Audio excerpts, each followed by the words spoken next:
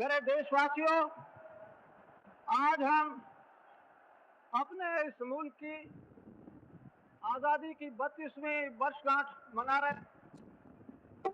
अंग्रेजों के 200 वर्ष के बाद के महात्मा गांधी की तपस्या और हमारे लीडरों के प्रयास और कुर्बानी के बल पर यह देश आज़ाद हुआ था। ऐसे मौके पर हमको राष्ट्रपिता और उनके सहयोगियों के प्रति अपनी श्रद्धा व्यक्त करना उचित मालूम होता है,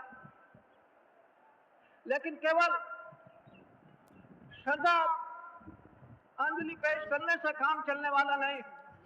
मैं केवल 20 मिनट के अंदर बहुत संक्षेप में आपसे कुछ बातें करना चाहूं और आशा करता हूं आप शांति से सुने।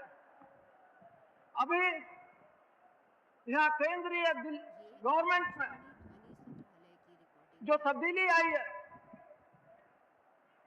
वो प्रजातांत्रिक तरीके से और शांतिपूर्ण तरीके से आई है। लोग तरह तरह की बातें उसके सिलसिले में कहते हैं और कहते हैं कि संविध गवर्नमेंट किस प्रकार चलेगी, लेकिन मैं दोस्तों आपको बता देना चाहता हूं कि जो जनता गवर्नमेंट थी वो भी संविध गवर्नमेंट थी और उससे बेहतर नहीं थी। नाम एक था, लेकिन वो जनता गवर्नमेंट थी, वो संविध गवर्नमेंट थी और उसके कई घटक थे। अब तफसील में न जाकर केवल एक संकेत करना चाहूंगा कि कुछ लोग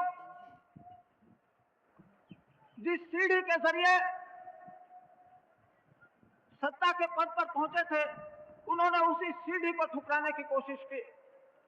मैं 24 जून को अपने निकटतम साथी श्री राजनारायण जी से सार्वजनिक रूप पर अपना मतभेद प्रकट कर चुका था, लेकिन उसके बाद की जो घटनाएं हुई हैं हमको मजबूर होकर उस संविध गवर्नमेंट को छोड़ना पड़ा, मुझको और मेरे साथियों। आज कांग्रेस और भारतीय लोकदल और हमारे सामाजिक दल के समाजवादी दल के दोस्त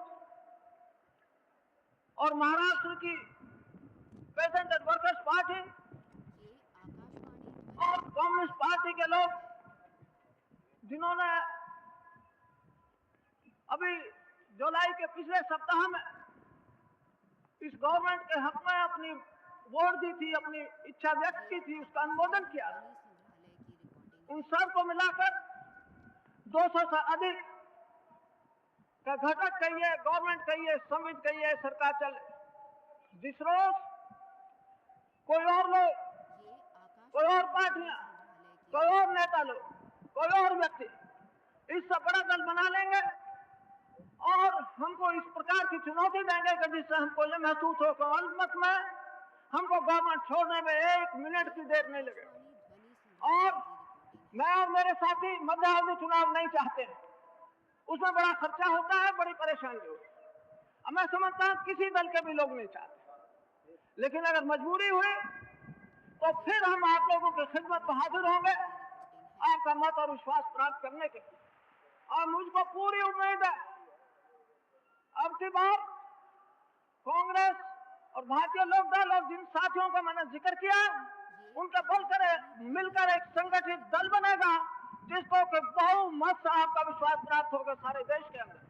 आप अपने देश के सामने कई समस्याएं जो मुंह बाए खड़ी है, सबसे अधिक है गरीबी। देश के 125 मुल्कों में हमारा नंबर 111वां आता है, 110 देश हमसे मालदा। 3 साल पहले हमारा नंबर 104 था, 3 साल के अंदर हम खिसक कर 111वीं पोजीशन पर आ गए। यह हमारी गरीबी का हाल। दूसरी समस्या बेरोजगारी की। जिस वक्त जनता पार्टी में बागडोर संभाली थी देश की, उस वक्त से लेकर अब तक 25 लाख और नए नौजवानों ने अपना नाम काम दिलाऊ दफ्तर में दर्ज किया। 25 लाख लड़कों ने, अर्थात बेरोजगारी बढ़ती जाती है। गांव के अंदर पढ़े लिखे बेपढ़े लिखे लोग भी बेरोजगार, शहर के अंदर पढ़े लिखे लड़के रोजगार ठोकर दर दर फिरते हैं, तो बेरोजगारी हमको मिटानी। तीसरी समस्या हमारे यह है आर्थिक क्षेत्र में कि गरीब और अमीर का अंतर बाजार घटने के बढ़ता जा रहा है। अंग्रेजों के जमाने में भी अंतर, सभी जगह अंतर होता है थोड़ा, और अंतर पूर्णतः मिट जाए कभी मुमकिन नहीं होगा। लेकिन अच्छी गवर्नमेंट वो मानी जाएगी जिसमें अंतर बाजार बढ़ने के कम हो जाए। लेकिन अब तक हमारे देश में आजादी के बाद ये अंतर बाजार कम होने के, ये खाई पटने के बजाय कम होने के, कम चौड़ी होने के ज्यादा चौड़ी हो गई। चंद आदमियों के हाथ में आर्थिक सत्ता का केंद्रीकरण हो गया। तो यह समस्या अपने देश के सामने है। इसके अतिरिक्त कारणों में मैं जाना नहीं चाहता, लेकिन समाज के अंदर आपस में टेंशन से तनाव, गरीब लोग, हरिजन लोग और कमजोर लोग कुछ क्षेत्रों में अपने आप को इनसिक्योर समझते हैं कि महफूज नहीं है, उनमें सुरक्षा की भावना नहीं।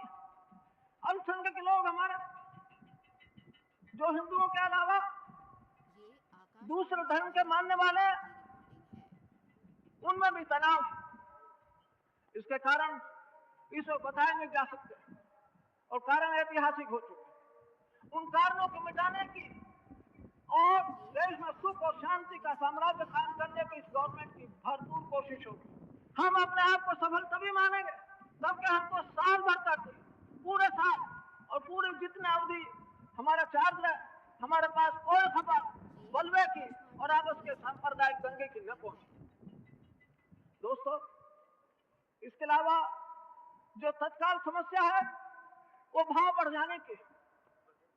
पिछली 5 वर्षीय योजना में सीमेंट, कोयला, बिजली के उत्पादन आदि के लिए बहुत कम रुपया रखा गया, और इस साल जनता गवर्नमेंट के आखिरी 6 महीनों में जनवरी से लेकर जून तक जिस प्रकार से काम हुआ, तभी ये जो चीजें हैं क्रिटिकल कहिए, जो कि सारी अर्थव्यवस्था पर इनका असर पड़ता है, अर्थात कोयला, बिजली, रेलवे का चलना, और अब ये हड़ताल होना और बंदरगाहों में जहाजों का सामान से लदे खड़े रहना एक महीने तक और 45 रोज तक, उस सब का नतीजा ये हुआ है कि भाव बढ़ा है। ये गवर्नमेंट पूरी कोशिश करे और हम में से मेरे जितने साथी पूरी भरसक कोशिश करेंगे अपने अपने महकमे में, वो केवल दिल्ली में नहीं बैठे रहे, वो कारखानों में जाएंगे, वो बिजली के और कोयले के खानों में जाएंगे और कोशिश ये करेंगे कि उसकी पैदावार बढ़े। जब तक इन चीजों की पैदावार नहीं बढ़ती है, भाव बढ़ता रहेगा, एक मुल्क कभी तरक्की नहीं करेगा। लेकिन दोस्तों, इसके साथ ये भी बात है कि जिन चीजों की कुछ कमी नहीं है, मुसलमान वगैरह और भी कुछ चीजें, उनके भाव भी बढ़ रहे हैं। उसके सिलसिले में मैं थोकदार व्यापारियों से, खुदरा व्यापारियों से अपील करूंगा कि लाभ तो हर आदमी चाहता, लेकिन बेजा लाभ, इतना लाभ जिससे कि जनता को और देश को हानि हो, उस लोग से, उस लालच से अपने आप को दूर करने की, बचाने की कोशिश करें। वरना हमने ये तय किया है कि जिस तरह से अब तक गलत मार्केट और प्रॉफिटियरिंग चलता रहा है, वो नहीं चलना पाएगा आगे, हरगिज नहीं चलना पाएगा। दोस्तों, हम ये जानते हैं कि हमारे कौन कौन से वर्ग हैं जिन गवर्नमेंट की तरफ से अधिक सहायता की आवश्यकता है।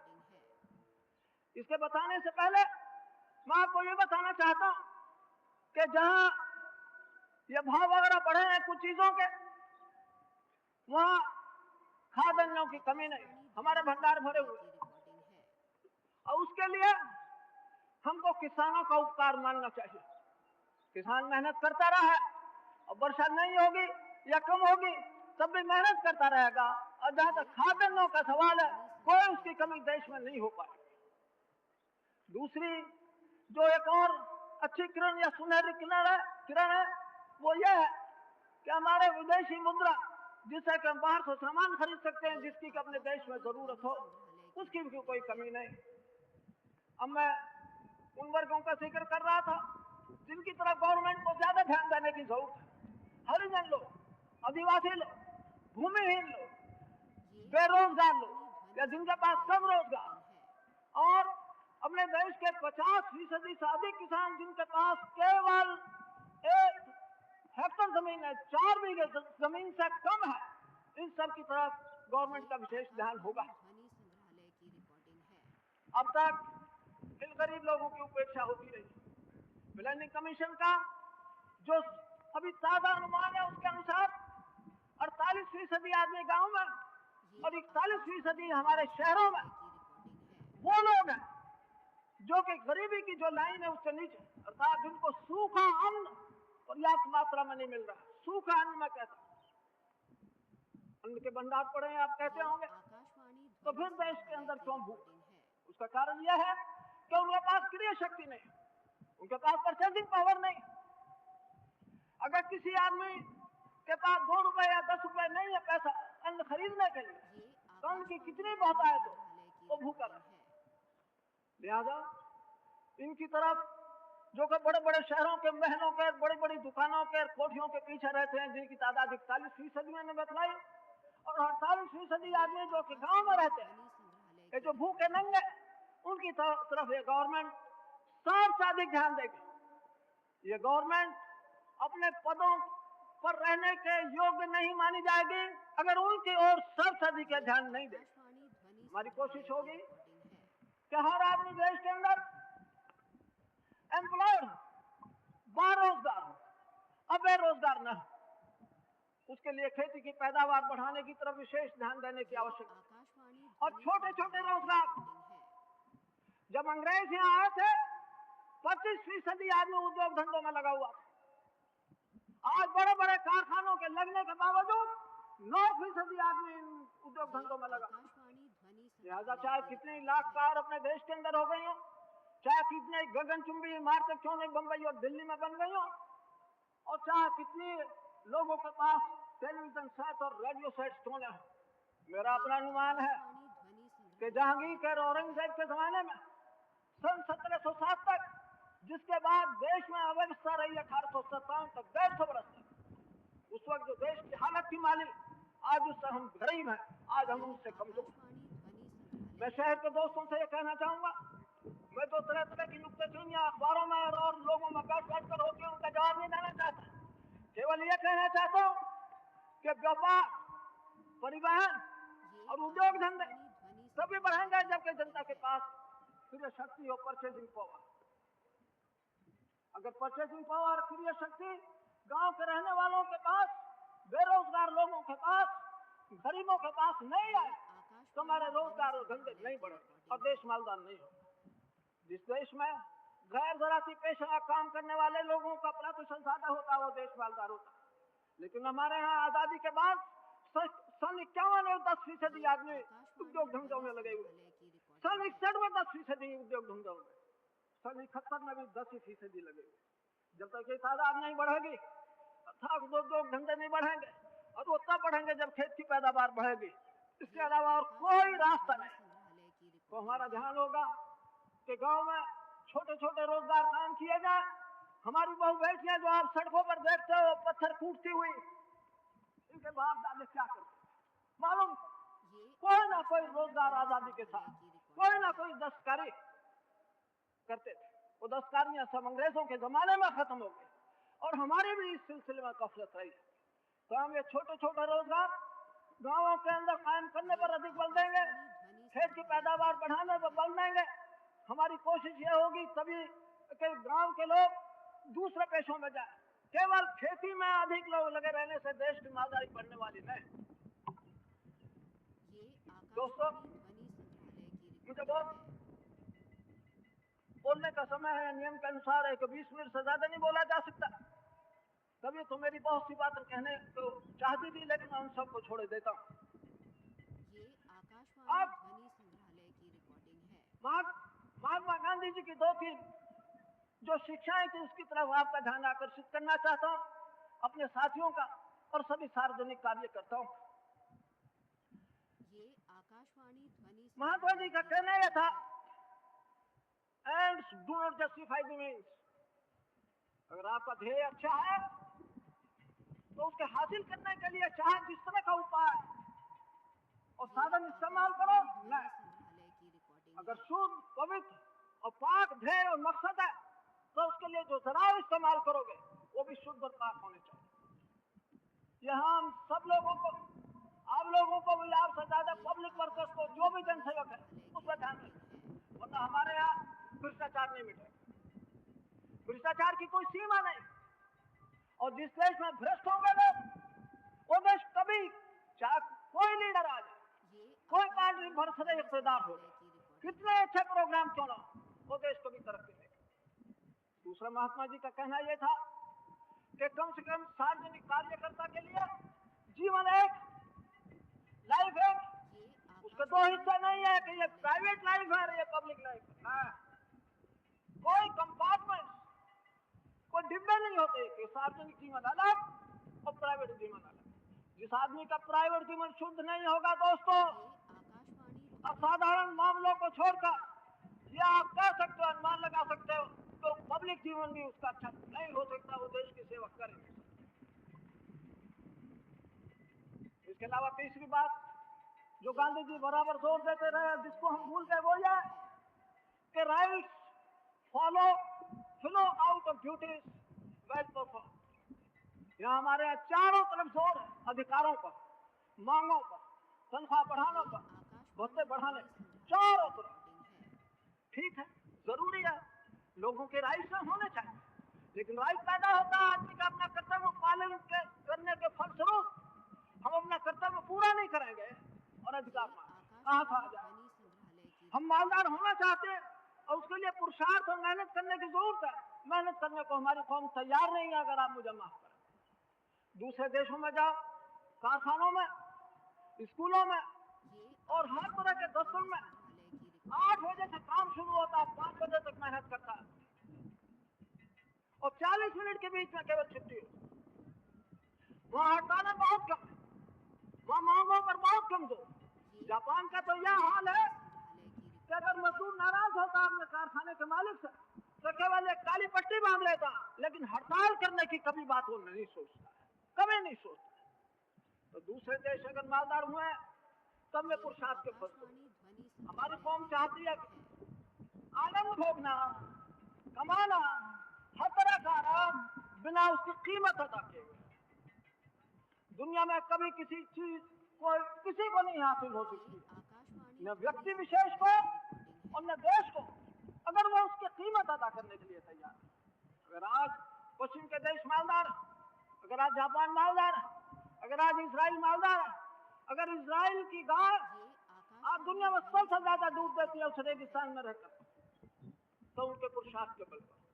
तो अगर देश को उठना है, पुरुषार्थ करना होगा, हम सबको पुरुषार्थ करना होगा। मैं अपने आप को उसमें शामिल करता हूँ, अपने जो सहयोगी मिनिस्टर में बैठे उन सबको शामिल करता हूँ कि हमको अनवरत परिश्रम करना पड़ेगा, तब जाके देश उठेगा। अब विदेश की नीति की बात रह जाती है। हम जो पुरानी नीति है कि हम किसी गुट से विशेष संबंध नहीं बनाना चाहते, वो कायम है और उसी को हम अपने देश के लिए लाभकारी समझते हैं। वही हमारी नीति रहेगी। किसी भी देश, बड़े से बड़े देश की तरफ हमारा कोई विशेष झुकाव नहीं हो। हमारा विश्वास यह है कि महात्मा जी की शिक्षा पर चल रही देश में, इस अंतरराष्ट्रीय जगत में, इंटरनेशनल वर्ल्ड में, इस दुनिया में शांति कायम हो सकती है और लोगों को सुख मिल सकती है। आज नहीं कल, कल नहीं परसों दुनिया इसी नतीजे पर पहुंचेगी। जहां तक दक्षिण एशिया के मुल्कों का सवाल है, हमारे संबंध उनसे सुधरे, उससे सुधरे नहीं है, लेकिन हमारी आशा है कि शायद सुधर जाए। इस सिलसिले में मैं अपने पड़ोसी, जहां के लोग कल हमारे भाई थे, पाकिस्तान का जिक्र करना चाहता हूं। हमारी खबरें यह है कि वो बम बनाने की कोशिश कर रहे हैं। वो बम किसके लिए बनाया जा रहा है? चीन से तो उनकी दोस्ती है और रूस से भी उनका कोई झगड़ा नहीं है। अफगानिस्तान बहुत छोटा सा मुल्क है, उनसे भी कोई झगड़ा नहीं। तो अगर मैं और मेरे साथी इस नतीजे पर पहुंचे और हमारे देशवासी इस नतीजे पर पहुंचे कि यह बम जो है हिंदुस्तान के लिए बनाया जा रहा है, तो मैं समझता हूँ will not be far from truth, सच्चाई से बहुत दूर हमारा नतीजा नहीं होगा। हमने तय किया हुआ था, आज तक हमारा यही फैसला है कि हम बम नहीं बनाना चाहते। बम बनाने की दौड़ में हम नहीं पड़ना चाहते, लेकिन अगर पाकिस्तान अपने इस इरादे पर कायम रहा और बम इकट्ठे करने की कोशिश करता रहा, तो मुझको, मुझके साथियों, मेरे साथियों, इस सारे प्रश्न पर शायद पुनः विचार करना होगा। इन शब्दों के साथ मैं देश की सभी जनतांत्रिक शक्तियों को, जो जनतंत्र में, पंचायती राज में, जमहूरियत में विश्वास करती हो, उन्हीं सब लोगों को जो धर्म निरपेक्षता में विश्वास करते हो, अर्थात सभी धर्मों को बराबर आजादी हो, धर्मावलंबियों को सबको अपने अपने रास्ते पर चलने की पूरा हक हो, ऐसी सभी शक्तियों अपील करना चाहता हूं कि वो आगे बढ़कर छोटे मोटे मतभेदों को छोड़कर इस गवर्नमेंट की, मेरी और मेरे साथियों की मदद करने की कोशिश करें। अब मैं चाहूंगा कि आप लोग मेरे साथ मिलकर 3 बार जय हिंद बोलने की कृपा करें। जय हिंद, जय हिंद, जय हिंद।